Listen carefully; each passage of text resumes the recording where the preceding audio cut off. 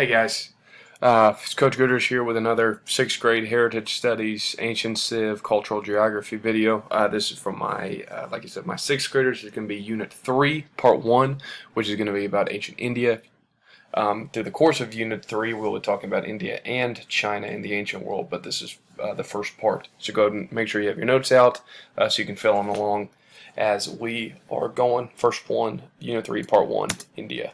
Go ahead and pause your video so you can write down the essential questions that we'll be answering for the test later on. What are the 5 levels of the caste system in India, and how does that affect the lives of those who live in such a system? And number 2, why was the invention of paper so important in the context of history? All right, starting off, history of India. Yeah, you look to the right, you see the map of modern-day India. It is currently... the country of India is the second most populous country in the world, with like 1.2, 1.3 billion people. It's an insane amount of people live in a place. I mean, it's pretty big, but it's not super big. And then to your left, you see one of the stupas that was built by King Asoka, who we'll talk a little bit about later. History of India starts off with the Harappans, or the Harappan Civilization, 2300 BC. Cities of Harappa and Mohenjo-Daro are going to come to prominence. They're located in the Indus River Valley in what is now Pakistan, so just to the northwest of India. Both of these societies were extremely advanced for their day, featuring things like indoor plumbing. The Harappan civilization, however, came to a sudden halt somewhere in between the years 17 and 1500 BC. Famine, disease, or flood could have been the reason for such a sudden exodus, but just like that, their timeline stopped. We don't really know. We're left wondering. Take a look at some of the Harappan civilizations here. So this is Mohenjo-Daro, has the great pool in the middle of it. This was like a ceremonial bath located in the center of town. You see one looks like a temple that's being built up here, but what is left over from that? The Aryan Civilization is going to move in next. The Aryans, which comes from the word for noble, moved into the Indus River Valley after 1500 BC. They were warriors. They quickly conquered much of northwestern India. They had their own developed written language called Sanskrit, one of the oldest forms of written communication in world history. They did not care to form a large central government, but allowed each city to kind of govern and fend for itself independently. This is a path of the Indo-Aryan migration. Eventually they would work their way all the way down to the southern tip of India.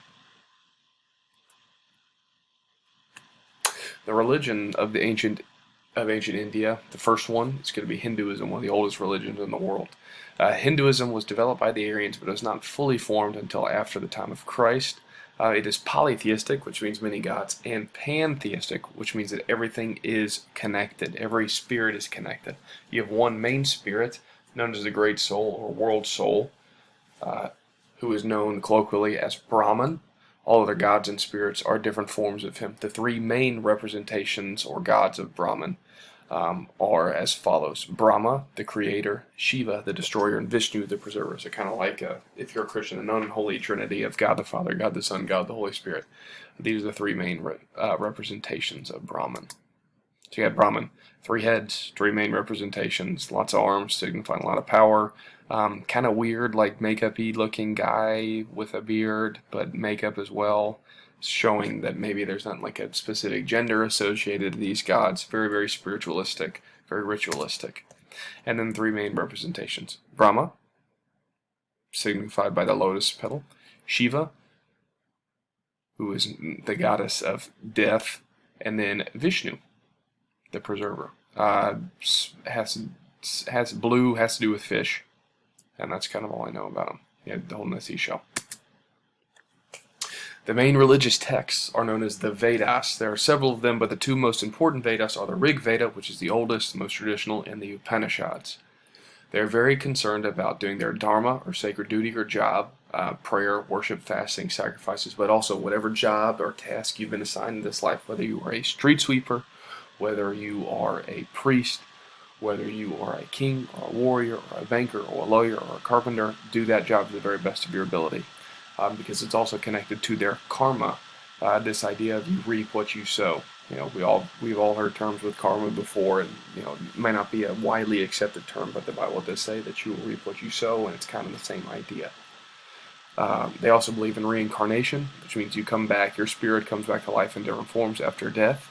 If you have good karma and you perform good dharma, then you'll have a better reincarnation. You might reincarnate into a different class of people, a higher class of people, which we'll talk about when we get to the social classes. You might come back as a different kind of animal. There are divine animals, such as like cows, different kinds of birds. You might come back as one of those. If you have bad karma, you are not doing your job, your dharma, you could come back as a fly or a lower class of people. You can come back as any number, a rock, maybe, I don't know, but something less than what you are right now. The caste system, probably the most important in the ideological system in the Indian culture, even to this day. Caste equals social class. Just means the same thing, different way of saying it. The caste that you are born into is your caste for life. You cannot raise or lower your class no matter what. This is very different from the American idea of social class, which social classes here are a little more fluid. If you work hard, you might end up, and you get a little bit lucky, you get educated, you can kind of raise your own social class system here. But in India, not so much. For example, if you're born into the Sudra class, which is the fourth class of the laborer class, you were going to be stuck in it until you died. The way that you could get out of it is that if you lived a good life with a good karma, good dharma, you could potentially be reincarnated into a better caste system. And there are 5 technical levels, but there's only 4 that are touching on one that is totally separated. Boom. You need to make sure that you have this written down and recorded. Because this is very, very important. So you have the Brahmins up at the top, the priests. Sounds like Brahman, sounds like Brahma. They're the ones that talk to God. You have the Kshatriyas, the kings, the rulers, the warriors. You have the Vaisyas, the merchants, the craftsmen, the landowners, the skilled workers. You have the Sudras, the farm workers, unskilled workers, and servants. And you see there's a space that's important. The deletes are the untouchables that cannot even touch in the caste system, period. These are the lowest of the low. You know, these are your unwanteds. These are your outcasts. Literally, that's where we get the term outcast from, because they're outside the caste system. Street sweepers, clean up human animal waste, deal with dead bodies. You're outcasts. You need to make sure you have that. Pause the video if you have to, but please get this recorded. The religions of India, coming up a little bit later, at least in terms of Indian history and in terms of world history. Started as Buddhism. It's going to be started by a former prince named Siddhartha Gautama around 500 BC. He will later on become known as the Buddha, which means enlightened one. It is based on the idea that if one ignores your worldly desires and does good works, he or she will eventually reach nirvana, enlightenment. It's like a form of total consciousness with the universe, their idea of paradise or heaven. It is based on the 4 noble truths, one of which is the Magga, the eightfold path to reaching that nirvana. They also believe in reincarnation. Became very popular in India, especially to people of the lower caste, because social class did not matter. It didn't matter if you were a Sudra, or Vaisya, or a Brahmin, or an outcast of the elite, one of the untouchables. You could achieve enlightenment just like anybody else. And there's a representation of the Buddha meditating, as he often did. So the Magga is the eightfold path to nirvana, that idea of enlightenment, total consciousness, and oneness with the universe.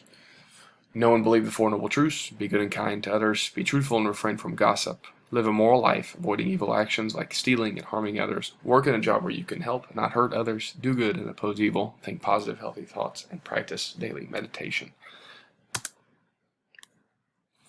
The Mauryan Empire is the next phase. 326 BC, a guy named Chandragupta. He trained a large army and conquered most of northern India. He will unite them to form the Mauryan Empire, and he chooses the city of Pataliputra in the north as his capital city. Had a large army of over 600,000 soldiers, including elephants and chariots. Also possessed a large network of spies throughout his empire to keep him informed of possible rebellions. Seen relatively as a very powerful but also a kind of cruel ruler. And you got to have a picture of war elephants here because that's just really cool.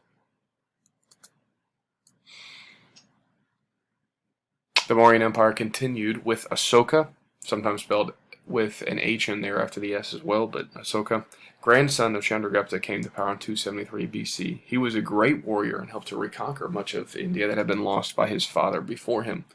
However, after a time, he began to doubt himself in the bloody ways that he had dominated his life. He began to despise warfare, and he became a devout Buddhist. and pacifist, and he would build thousands of stupas throughout his empire to encourage the spread of the peaceful religion of Buddhism, including the one that we saw at the beginning, which is right here. Alright guys, mini quiz. Go ahead and answer these questions. Get ready to answer them through Google Classroom as well, and I look forward to discussing this with you very, very soon.